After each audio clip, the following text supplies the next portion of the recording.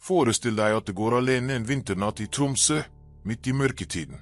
Det har ikke vært sol på uker, bare det svarte tomrommet avbrutt av og til av nordlyset.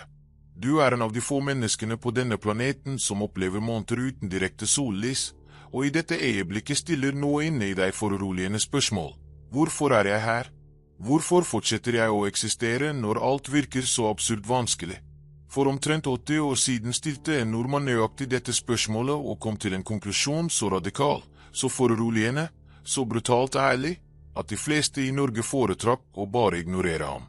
Navnet hans var Peter Wessel Zapffe, og i dag skal jeg avsløre hvorfor han systematisk ble visket ut fra norsk utdanning, hvorfor ideene hans anses som for farlige til å undervises fritt, og hvorfor alt han forutsa om menneskeheten skjer nøyaktig nå, i 2025.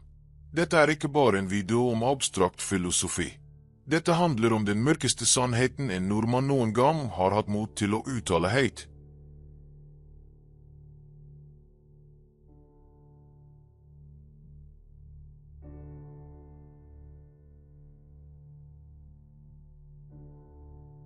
Peter Wessel Zapffe ble født i 1899 i Tromsø, den arktiske byen hvor natten varer i 2 måneder og dagen varer i 2 måneder.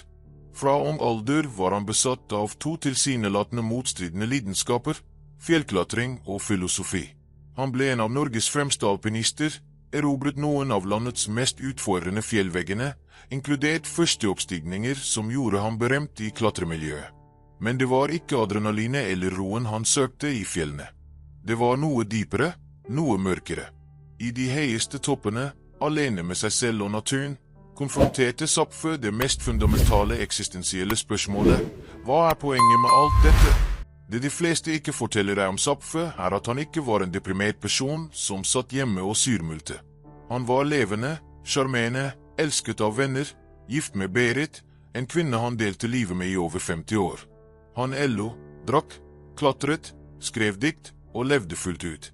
Men han hadde også et ubarmhjertig intellekt som nektet å akseptere de komfortable løgnene samfunnet forteller oss for at vi skal fortsette å eksistere uten å stille de virkelig vanskelige spørsmålene.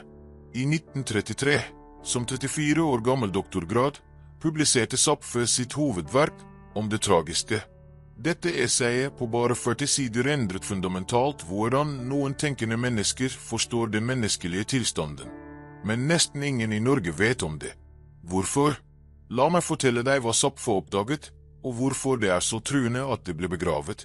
Zapffe startet med en enkel observasjon. Mennesker er de eneste dyr på jorden som systematisk tar selvmord i stor skala. Ikke på grunn av sykdom, ikke på grunn av ytre trusler, men simpelthen fordi de ikke orker å leve lenger. Dyr i naturen gjør ikke dette. En hest som bryter beinet dør av sultasjon eller rovdyr, men den velger ikke aktivt døden fordi eksistensen føles meningsløs. Mennesker gjør det. Hvert år, tusenvis av mennesker over hele verden, inkludert Norge med sine høye levestandarder, velger å avslutte sin egen eksistens. Hvorfor? Zapffes svar vil sjokkere deg. Zapffe argumenterte for at mennesket er et biologisk uhell, en evolusjonær feil. Vi utviklet en kapasitet for bevissthet som langt overgår det som er nødvendig for overlevelse. Dyr har nok bevissthet til å finne mat, unngå fare, reprodusere.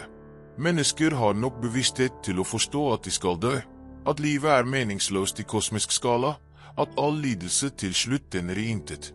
Vi er overutstyrt med bevissthet.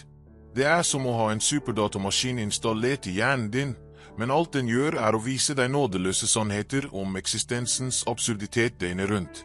Og dette skaper det Zapffe kalte den menneskelige tragik. Men her er den geniale delen av Zapffes analyse. Han sa ikke bare at livet er meningsløst å la det være. Han identifiserte nøyaktig hvordan mennesker håndterer denne utholdelige bevisstheten. Han kalte det de 4 forsvarsmekanismene: isolering, forankring, distraksjon og sublemring. Dette er ikke abstrakte begreper. Dette er konkrete strategier som du bruker akkurat nå, i dette øyeblikket, uten å være bevisste. La meg vise deg. Isolering er den enkleste mekanismen. Det betyr rett og slett å blokkere ut tanker og følelser som er for smertefulle å konfrontere. Du leser om en tragedie i nyhetene, et jordskjelv som dreper tusenvis, en terroristangrep, klimakatastrofe, og du føler et kort øyeblikk av sorg eller sjokk.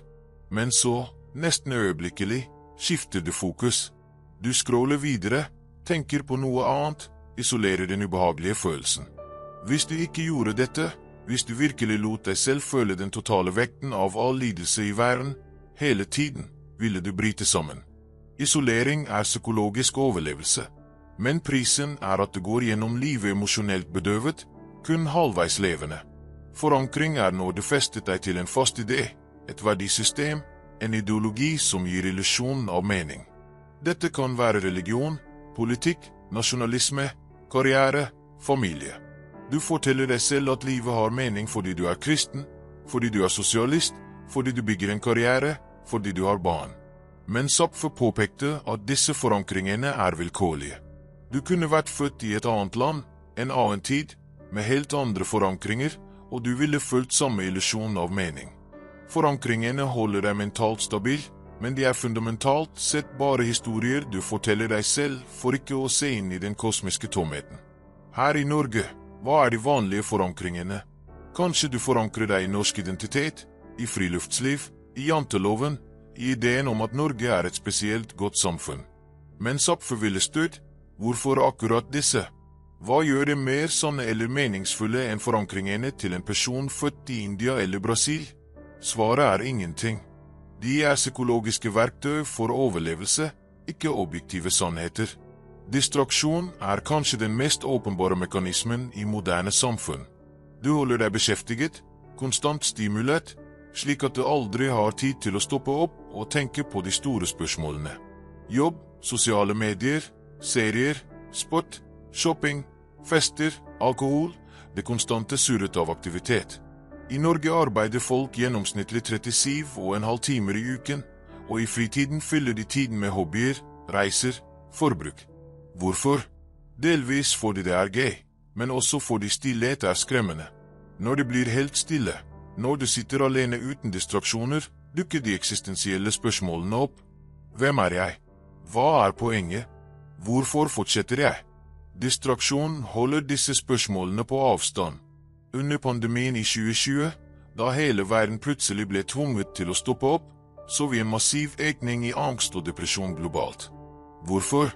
Fordi distraksjonsmekanismen ble fjernet. Folk satt hjemme, alene, uten det konstante surret, og måtte konfrontere seg selv. Mange klarte det ikke. Zapffe ville ikke vært overrasket. Sublimering er den mest sofistikerte mekanismen. Det er når du tar den eksistensielle smerten og transformerer den til noe høyere, kunst, filosofi, vitenskap, samfunnsarbeid. I stedet for å bli knust av meningsløsheten, skaper du mening gjennom kreativ eller intellektuell aktivitet. Zapffe selv var et perfekt eksempel. Han tok sin egen eksistensielle fortvilelse og transformerte den til filosofisk arbeid. Men selv han innrømmet at dette bare er en mer elegant form for selvbedrag. Kunstnen som maler fordi det gir mening, er fortsatt bare en bevisst skapning som prøver å unnslippe den kosmiske meningsløsheten. Nå kommer den virkelig kontroversielle delen av Zapffes filosofi, delen som gjorde at han ble effektivt sensurert fra norsk offentlig diskurs. Zapffe argumenterte for antinatalisme, ideen om at det er moralsk galt å bringe nye mennesker til verden. Hans resonnement var brutalt logisk. Hvis livet nødvendigvis innebærer lidelse, hvis bevissthet er en byrde som krever konstante forsvarsmekanismer bare for å unngå sammenbrudd, hvis den ultimate skjebnen for ethvert menneske er forfallet, tap og død, hvorfor da bevisst skape nye vesener som må gå gjennom dette? Det er, mente Zapffe, den ultimate egoistiske handlingen. Foreldre får barn for å tilfredsstille egne behov for mening, for å føle kjærlighet, for å føle at de bidrar til noe større. Men de spør aldri det ufødte barnet om det vil bli kastet inn i denne eksistensen. Dette er ikke en populær idé. Hele samfunnet vårt, hele kulturen, hele biologien vår er designet for å oppmuntre til reproduksjon. Men Zapffe stilte det forbudte spørsmålet, burde vi? Han og hans kone Berit tok et bevisst valg om ikke å få barn. Det var ikke fordi de ikke likte barn eller fordi de var egoistiske.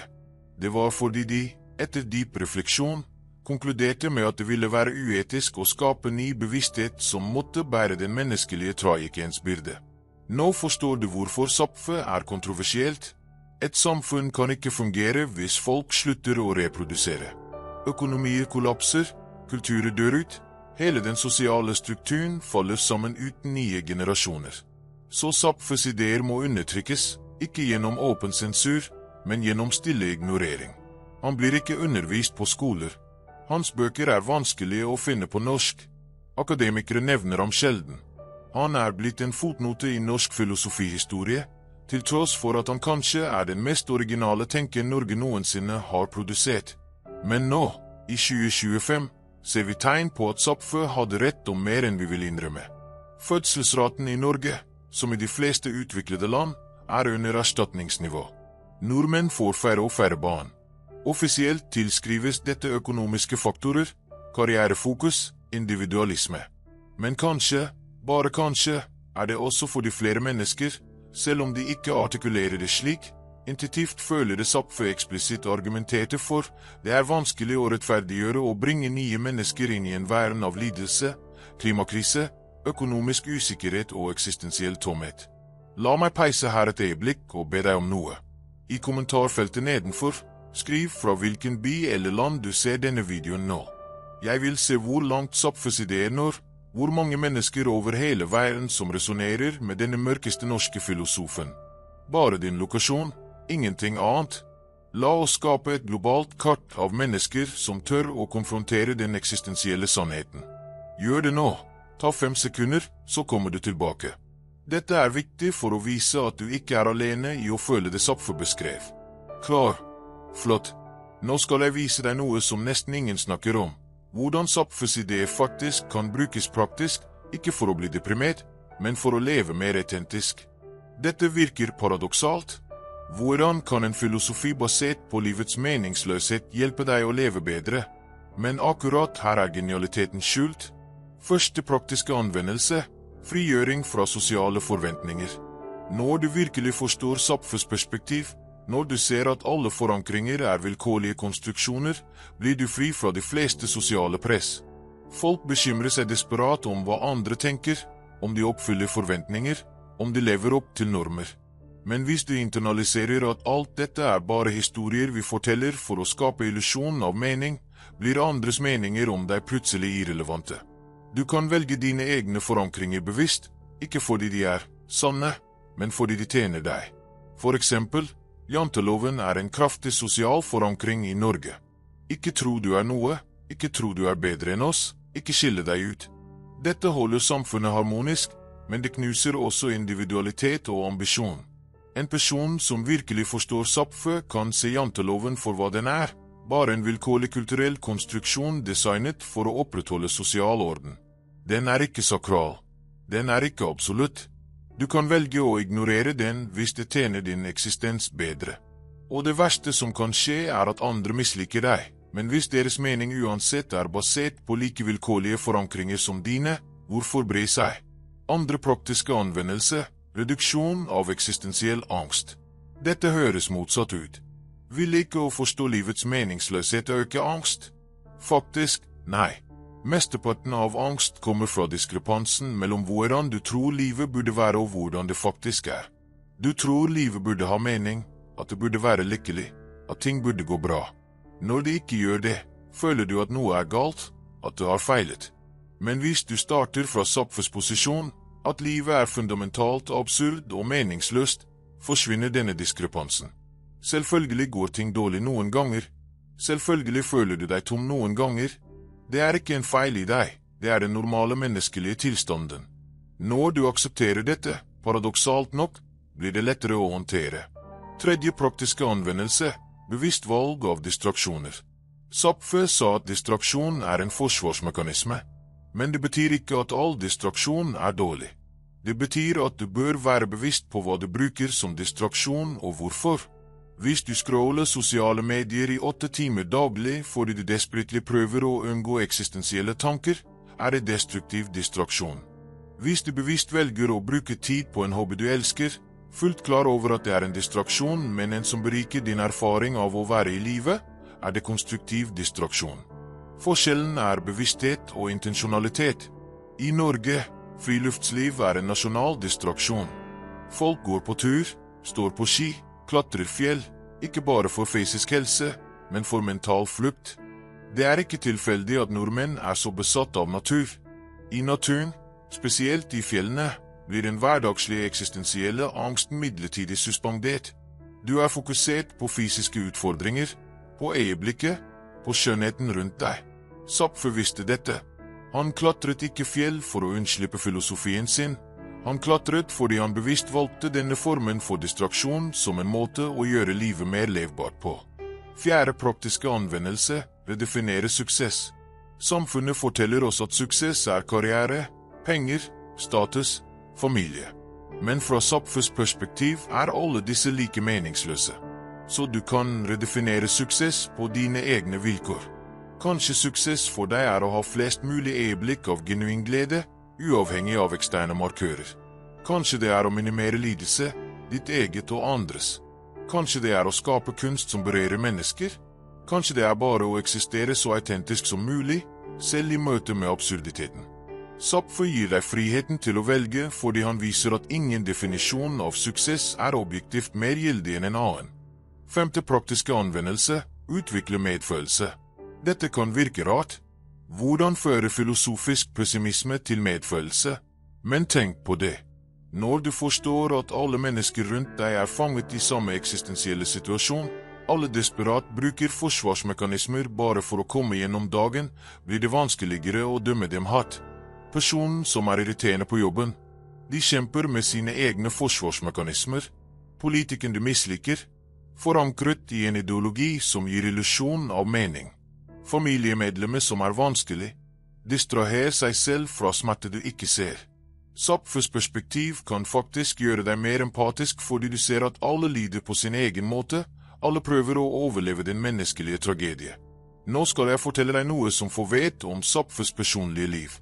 Til tross for sin mørke filosofi, levde Zapffe et langt, relativt lykkelig liv. Han døde i 1990, 90 år gammel, omgitt av sin kone Berit og venner. Han lo ofte, elsket naturen, skrev humor og satire, hadde et rikt sosialt liv. Hvordan er dette mulig for en mann som trodde livet var fundamentalt tragisk? Fordi han ikke var hykler, han praktiserte det han forsynte. Han brukte bevisst de 4 forsvarsmekanismene. Han isolerte seg fra overdreven eksistensiell grubling når det ikke var produktivt. Han forankret seg i sine relasjoner, spesielt med Berit, og i sitt arbeid. Han distraherte seg med fjellklatring og skriving. Han sublimerte sin eksistensielle smerte til filosofi og litteratur. Han levde ikke i konstant fortvilelse. Han aksepterte bare at livet var absurd og valgte å leve det likevel, på sine egne vilkår.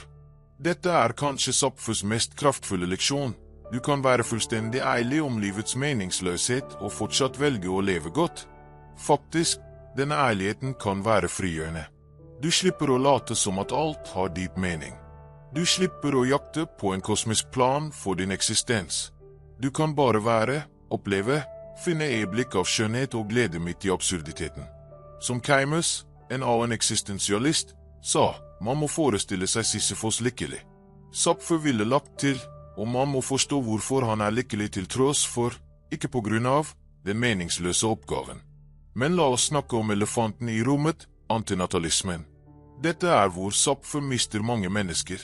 Ideen om at det er galt å få barn føles for ekstrem, for nihilistisk, for mot menneskelig instinkt. Men før du avviser det helt, vurder argumentet seriøst. Zapffe sa ikke at foreldre er onde mennesker. Han sa at handlingen å bringe ny bevissthet til veien, vitende om den nødvendige lidelsen det innebærer, krever etisk begrunnelse som få kan gi. Tenk på det slik, hvis du visste med sikkerhet at barnet ditt ville lide intenst gjennom livet, ville oppleve depresjon, angst, tap, sorg, sykdom og til slutt dø, ville du fortsatt velge å skape det. De fleste foreldre sier ja fordi de også tror barnet vil oppleve kjærlighet, glede, skjønnhet, mening. Men Zapffe ville spurt, er den positive erfaringen garantert? Er den tilstrekkelig til å rettferdiggjøre den garanterte lidelsen? Og viktigst, hvem gjør denne vurderingen for det ufødte barnet som ikke kan samtykke? Dette er ikke et spørsmål med et enkelt svar. Men Zapffe tvinger oss til å ta det seriøst i stedet for bare ukritisk å akseptere at reproduksjon er selvsagt god. I Norge, hvor fødselsraten synker, hvor flere unge mennesker velger å ikke få barn. Kanskje Zapfes spørsmål er mer relevant enn noen gang. Er det egoisme å ikke få barn, eller er det kanskje egoisme å få barn uten å ha tenkt dypt på det etiske ansvaret det innebærer? La meg være klar, Zapfe argumenterte ikke for at menneskeheten burde utslettes voldelig eller raskt. Han var ikke en misantrop som ønsket det på andre. Han var en humanist som faktisk brydde seg dypt om menneskelig lidelse og ønsket mindre av det. Hans antinatalisme kom fra medfølelse, ikke hat. Hvis du virkelig elsker menneskeheten, argumenterte han, vil du ikke utsette flere mennesker for den unødvendige lidelsen av bevissthet. Men han erkjente også at folk vil fortsette å reprodusere. Det er biologisk og kulturelt for sterkt. Hans poeng var ikke å stoppe det med makt, men å introdusere spørsmålet inn i etisk diskurs. Nå skal jeg avsløre den egentlige grunnen til at Zapfe ble marginalisert i Norge. Det handler ikke bare om at ideene hans er mørke eller kontroversielle. Det handler om at et samfunn fundamentalt ikke kan fungere hvis folk tar ham for seriøst. Hele den sosiale strukturen, økonomi, politikk, kultur, er avhengig av at folk fortsetter å akseptere de 4 forsvarsmekanismene uten å bli bevisste på dem. Hvis alle nordmenn plutselig fikk full Zapfes bevissthet, hvis alle så gjennom forankringene, stoppet distraksjonene, nektet å isolere ubehagelige sannheter, ville samfunnet kollapse. Hvorfor går folk på jobb? Delvis for penger, men mer fundamentalt fordi arbeid gir forankring og distraksjon. Uten disse ville de fleste innse at 8 timer daglig med repetitive oppgaver er absurd. Hvorfor følger folk lover og normer? Delvis av frykt for straff, men mer fordi de er forankret i et verdisystem som sier dette er riktig. Uten forankring ville moralitet bli vilkårlig. Hvorfor deltar folk i demokratiet, bryr seg om politikk, debatterer samfunnsspørsmål? Fordi de er forankret i ideen om at deres handlinger betyr noe kollektivt. Zapfe viser at alle disse forankringene er konstruksjoner, så norske myndigheter, utdanningssystemet, kulturen generelt må holde Zapfe på avstand. Ikke gjennom åpen sensur, det ville være for åpenbar, men gjennom unnlatelse, ved å ikke inkludere ham i pensum, ved å ikke diskutere ham i media, ved å la bøkene hans gå ut av trykk, ved å gjøre ham til en obskur fotnote. Det er effektiv sosial kontroll, og det har fungert, for de fleste nordmenn vet lite eller ingenting om sin kanskje mest originale filosof. Men internett endrer dette.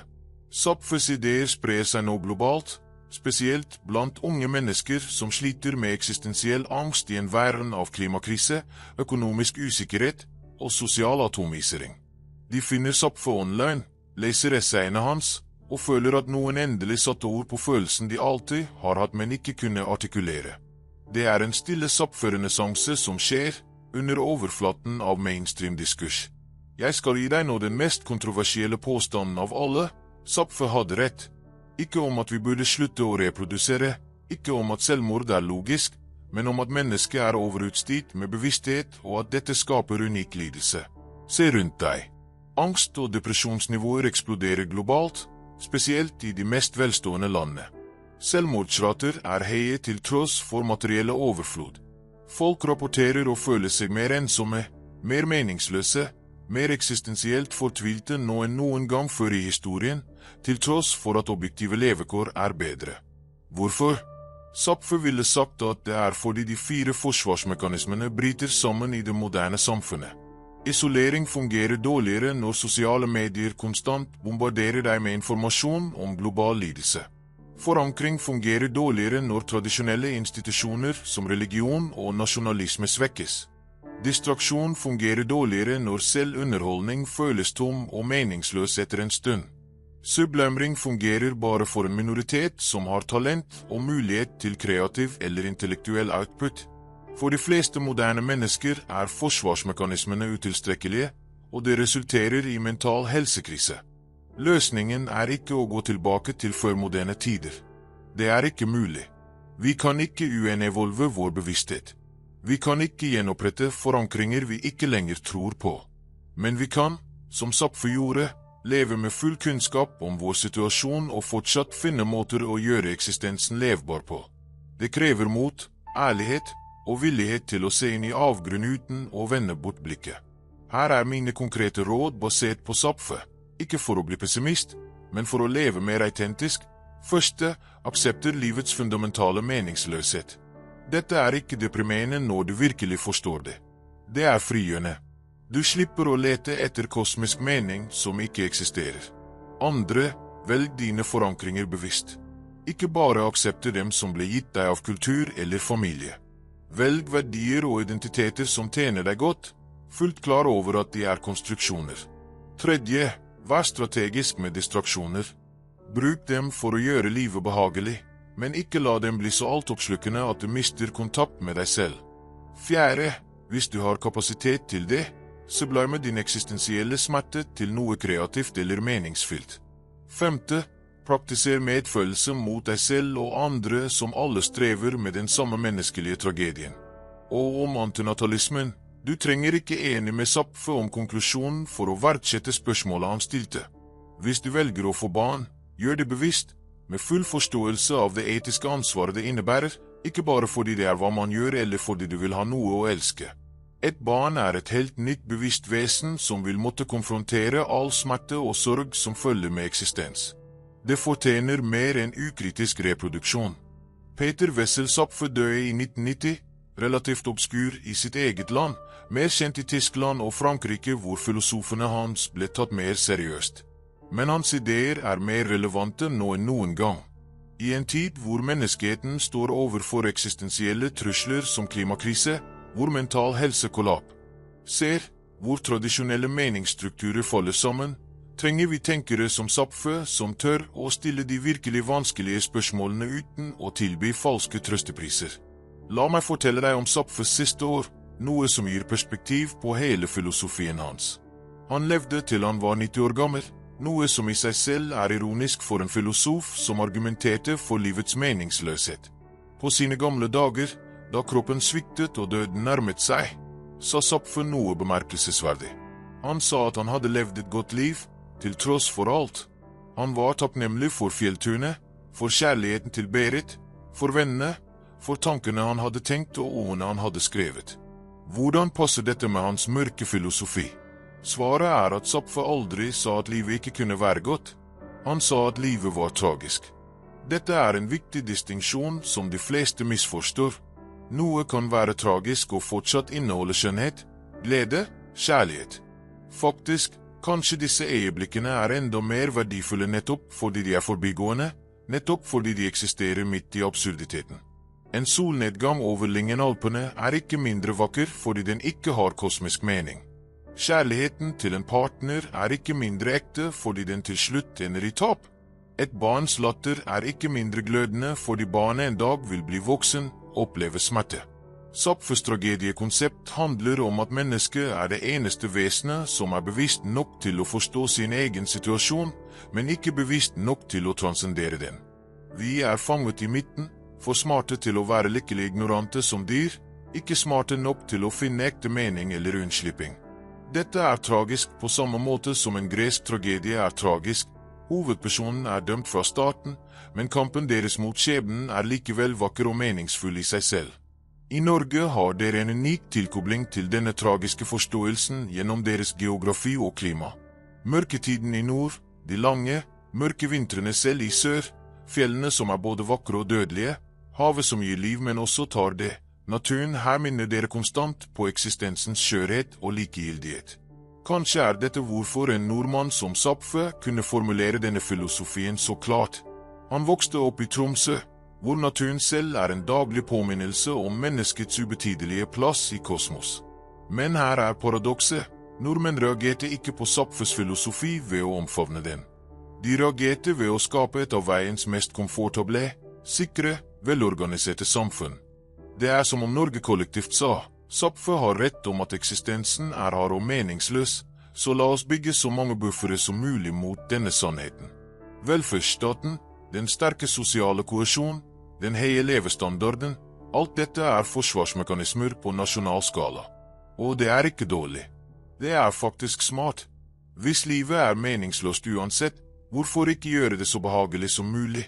Men Zapffe ville advart mot å bli for komfortable. Han ville sagt at når du fjerner all ytre motstand, all umiddelbar lidelse, risikerer du at den indre eksistensielle krisen blir enda mer akutt. Dette ser vi nå i Norge og andre nordiske land. Høye tall på depresjon, angst, selvmord, til tross for materielle overflod. Når du ikke lenger trenger å jobbe hardt for å overleve, når grunnleggende behov er møtt, hva gjør du da? Du konfronterer det Zapffe kalte den menneskelige tragik direkte. Du kan ikke lenger distrahere deg med overlevelseskamp. Du må finne mening selv, og det er utrolig vanskelig. La meg gi deg et kontroversielt perspektiv. Kanskje er Zapffes filosofi faktisk optimistisk på en underlig måte. Det høres absurd ut, men tenk på det. Hvis du starter fra posisjonen at livet er meningsløst og tragisk, så blir enhver glede, enhver vakker opplevelse, enhver øyeblikk av kjærlighet eller tilkobling en bonus. Du forventer ikke lykke, så når den kommer, er den ekte. Du forventer lidelse, så når ting går bra, setter du pris på det dypere. Dette er motsatt av den moderne tilnærmingen hvor folk forventer å være lykkelige konstant, og dermed blir skuffet og deprimerte når virkeligheten ikke matcher forventningene. Zapffe levde også dette prinsippet. Han forventet ikke at livet skulle være lett eller meningsfullt. Så når han sto på toppen av et fjell etter en vanskelig klatring, når han delte et måltid med Berit, når han skrev et essay som uttrykte noe sant, disse øyeblikkene var genuint tilfredsstillende fordi de ikke kom med krav om å være noe mer enn det de var. De var ikke bevis på kosmisk mening eller guddommelig plan. De var bare fine øyeblikk i en ellers meningsløs eksistens, og det var nok. Dette bringer oss til den praktiske anvendelsen av Zapffes filosofi i dagliglivet. Jeg har snakket mye om teorien, men hvordan lever du faktisk som en Zapffe-fianer uten å bli fullstendig deprimert? Her er en konkret guide. Morgenrutine med zapfiansk bevissthet. Når du våkner, i stedet for umiddelbart å sjekke telefonen og starte distraksjonsmekanismen, ta 3 minutter til å bare være. Erkjenn at du har våknet til en ny dag i en meningsløs tilværelse. Dette høres deprimerende ut, men hvis du gjør det riktig, er det faktisk frigjørende. Du nullstiller forventninger.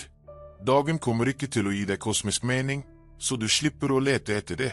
I stedet, spør deg selv, hva kan jeg gjøre i dag som vil gjøre disse 16 våkne timene verdt å oppleve? Det kan være noe så enkelt som å drikke god kaffe, gå en tur, ha en god samtale. Små ting, men bevisst valgt. I løpet av dagen, praktiser bevisst isolering. Dette høres negativt ut, men husk at Zapffe sa isolering er nødvendig for psykologisk overlevelse. Du kan ikke bære vekten av all verdens lidelse konstant, så når du hører en tragisk nyhet, la deg selv føle det i et øyeblikk, så bevisst velg å isolere det og fokusere på det du faktisk kan påvirke. Dette er ikke kaldhet, det er overlevelse. Forskjellen fra vanlig isolering er at du gjør det bevisst, ikke automatisk. Velg dine forankringer med omtanke. Kanskje du forankrer deg i naturen, i friluftsliv som er så sentralt i norsk kultur. Det er greit, men vær bevisst på at du gjør det. Du bruker naturen som forankring, ikke fordi den har objektiv mening, men fordi den fungerer for deg. Dette bevisste valget gjør forankringen mer autentisk.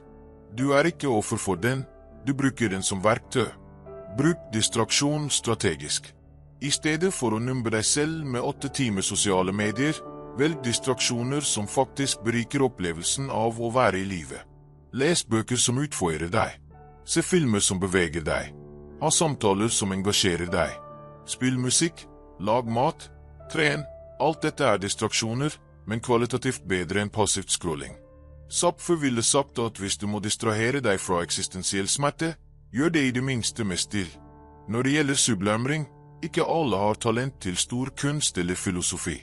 Men alle kan finne små måter å transformere lidelse til noe konstruktivt. Kanskje du skriver dagbok, ikke for å publisere, men for å prosessere tanker.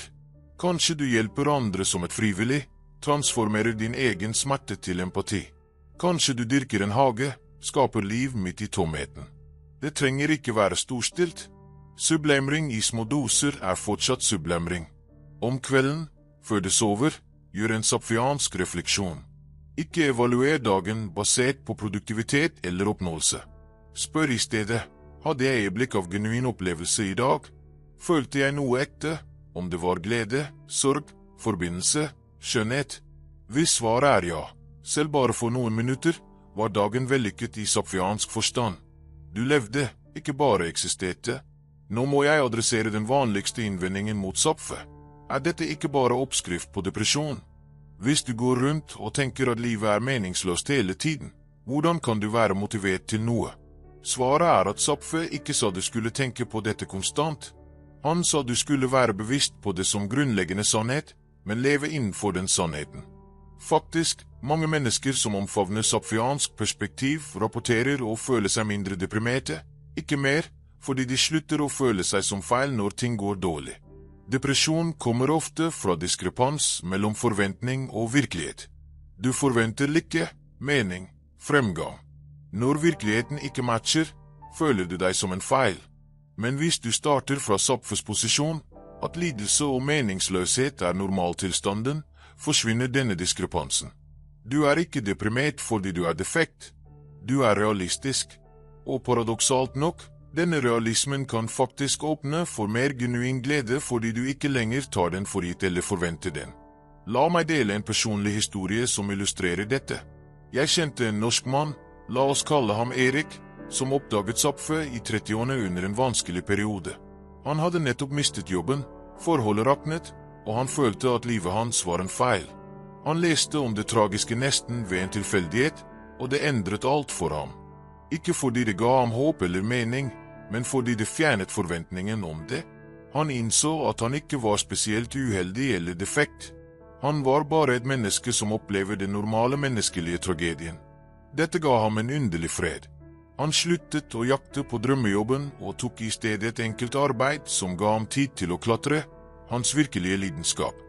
Han sluttet å desperat lete etter den perfekte partneren og begynte å verdsette vennskap og øyeblikk av tilkobling uten å kreve at de skulle være mer enn de var. 20 år senere er Erik fremdeles ikke rik eller spesielt vellykket i tradisjonell forstand. Men han er, i hans egne ord, innholdsmed. Han har funnet en måte å leve på innenfor den zapffianske forståelsen av eksistens. Han er ikke lykkelig i naiv forstand, men han er i fred med tilværelsen.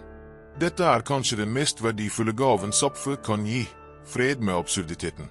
Ikke resignasjon, ikke apati, men aktiv aksept. Du velger å leve, fullt bevisst på at det er meningsløst, fordi selve valget er det eneste du har kontroll over. Som Keimus sa i myten om Sisyfos, opprøret mot absurditeten er i seg selv en form for mening. Zapffe ville kanskje vært mer skeptisk, men essensen er lik. Du lever ikke fordi det er meningsfullt, du lever fordi du velger å gjøre det. Nå skal jeg avsløre noe kontroversielt. Jeg tror norsk kultur, spesielt blant yngre generasjoner, beveger seg mot en zapffiansk forståelse uten å vite det.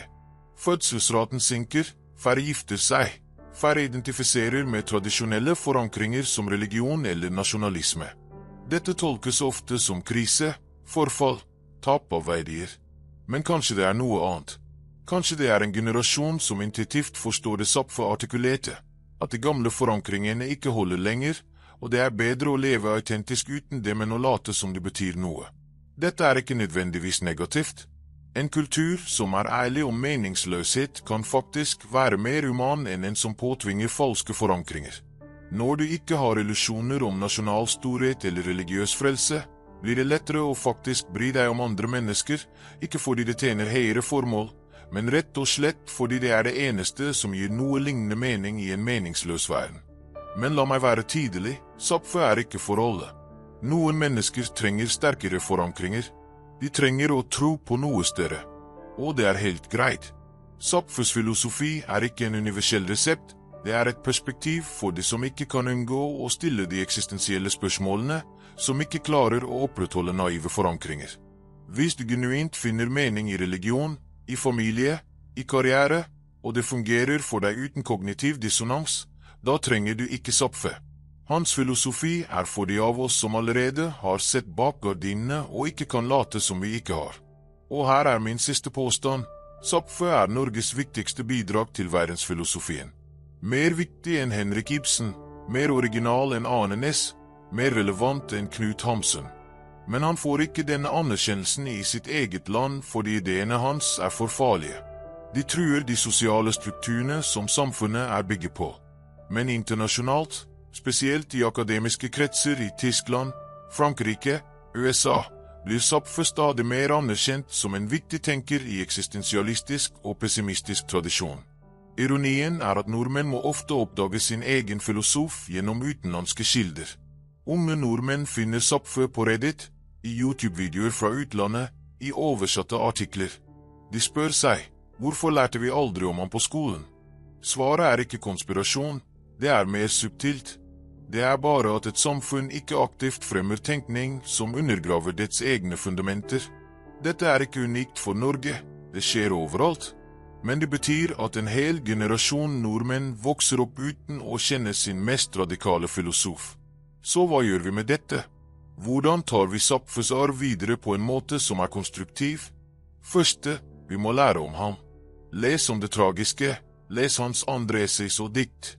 Ikke bare for å bli deprimert, men for å forstå en dypt ærlig tilnærming til eksistens. Andre, vi må diskutere ideene hans åpent, uten å være redde for hvor de fører. Moderne samfunn har blitt så redd for pessimisme at vi sensurerer oss selv. Dette er intellektuell feighet. Tredje, vi må anvende det vi lærer fra Zapffe praktisk, for å leve mer autentiske liv innenfor den absurde eksistensen. Jeg har nå snakket i nesten 100 minutter om Peter Wessel Zapffe, Norges mørkeste filosof.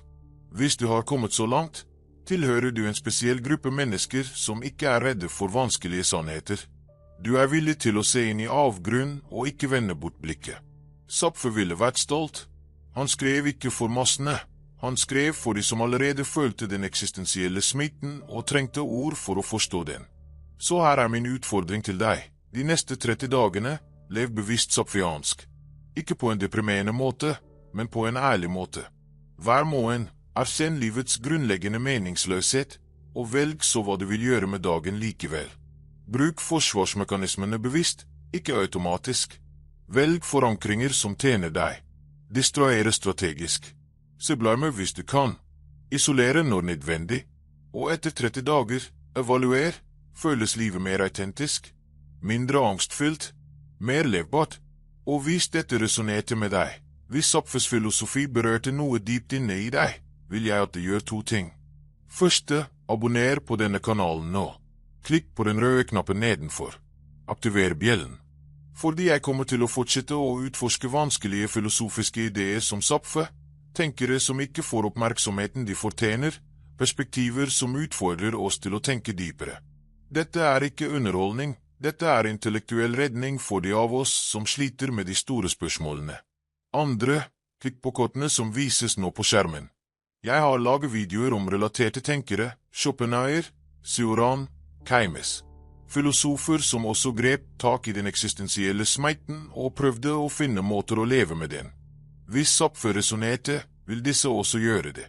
Bygg din egen filosofiske verktøykasse for å navigere absurditeten. Peter Wessel Zapffe døde for over 30 år siden, men ideene hans lever. I en tid hvor menneskeheten står overfor kollektive eksistensielle kriser, klimaendring, teknologisk disrupsjon, sosial atomisering, er Zapffes ærlige blikk på den menneskelige tilstanden mer verdifullt enn noen gang. Han tilbød ingen trøst, ingen håp, ingen løsninger.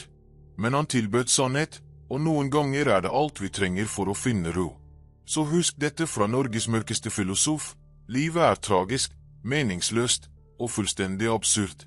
Og likevel, her er vi, fortsatt levende, fortsatt søkende, fortsatt opplever øyeblikk av skjønnhet midt i smerten. Kanskje det er nok. Kanskje det må være nok. Som Zapffe selv levde til han var 90, til tross for alt han forstod om eksistensens tomhet, kanskje selve det å fortsette, det å velge liv over død, det å finne små gleder i det tragiske, er den ultimate menneskelige opprør mot meningsløsheten. Takk for at du hørte på til slutten. Dette plasserer deg i en sjelden gruppe av mennesker som søker sannhet fremfor komfort. Vi ses i neste video.